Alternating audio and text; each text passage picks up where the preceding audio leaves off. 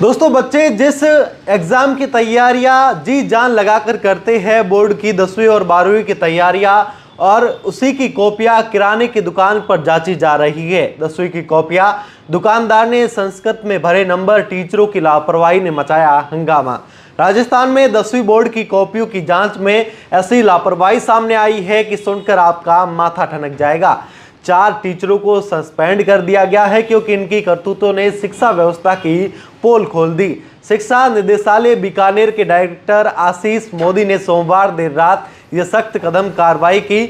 2 teacher Alwar के हैं और 2 डीडवाना कुचामन के। लेकिन कहानी इतनी सीधी नहीं है।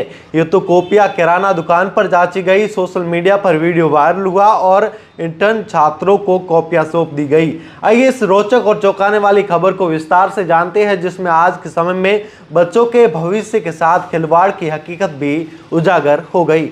अलवर के railway station senior secondary school के सीनियर टीचर ओम प्रकाश सैनी को 10वीं कक्षा की गणित की कॉपियां जांचने की जिम्मेदारी दी गई थी। लेकिन सैनी साहब ने इस जिम्मेदारी को इतने हल्के में ले लिया कि कॉपियां इंटर्न कर रहे छात्रों के पास खुली छोड़ दी और खुद कहीं और निकल गए। अब भला इंटर्न को क्या पता कि बोर्ड कॉपियों की जांच का गणित कैसे हल होता है।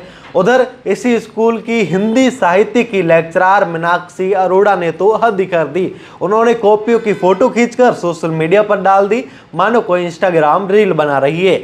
जब ये हरकत शिक्षा निर्देशालय तक पहुंची तो दोनों टीचरों ओम प्रकाश सैनी और मीनाक्षी अरोड़ा को तुरंत सस्पेंड कर दिया गया।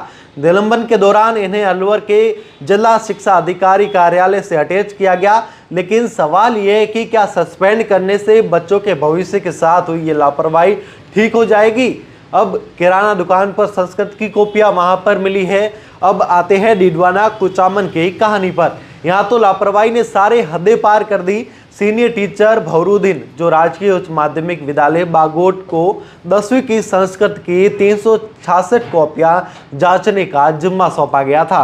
लेकिन भवरुद्दीन ने सोचा कि क्यों न दोस्त की मदद ली जाए। उन्होंने अपने दोस्त टीचर प्रदीप कुमार शर्मा की कॉपियां सौंप दी ताकि वह नंबरों की कैंजिंग टोटल कर सके। लेकिन प्रदीप ने भी गजब ढा दिया। उन्होंने ये कॉपियां अपने पिता को सौंप दी और उन्हें पिता ने अपनी किराना दुकान पर बैठकर कॉपियों में नंबर भर दिए।